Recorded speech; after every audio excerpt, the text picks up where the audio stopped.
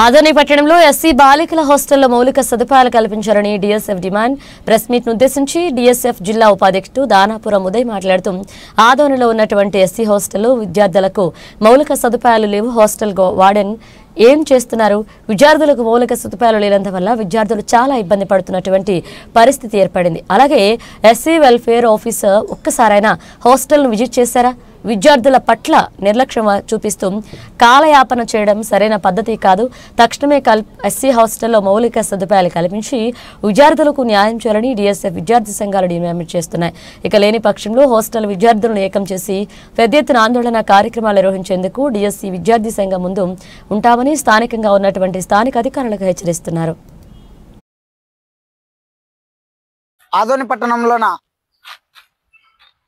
Yemmiganur circle నందు ఉన్నటువంటి girls SC హాస్టల్లోన ఈరోజు మౌలిక సదుపాయాలు లేకున్నట్ల విద్యార్థి జీవితాలతో చెలగాటమాడుతున్నటువంటి వార్డెన్ పైన తక్షణమే ఉన్నత విద్యాధికారులు చర్యలు తీసుకోవాలి.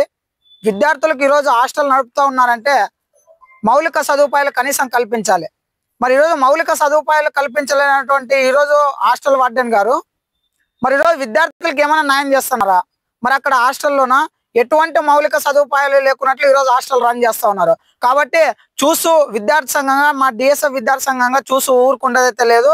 ఈరోజు విద్యార్థులకు ఏదైతే ఉందో మౌలిక సదుపాయాలు ప్రభుత్వ నిబంధనల ప్రకారము మరి ఏవైతే నిబంధనలు ఉన్నాయో మరి ఫుడ్ క్వాలిటీ తర్వాత విద్యార్థులకు మెడికల్ క్యాంప్స్ కూడా ఏర్పాటు చేయాలి. కానీ ఇంతవరకు నెలలు దాటుతున్నా కూడా ఈరోజు హాస్టల్లోన మెడికల్ క్యాంప్స్ ఏర్పాటు చేయడం లేదు. కాబట్టి విద్యార్థులకు మౌలిక సదుపాయాలు కల్పించేంత వరకు ఈ ఉద్యమం ఆపే ప్రసక్తి లేదు.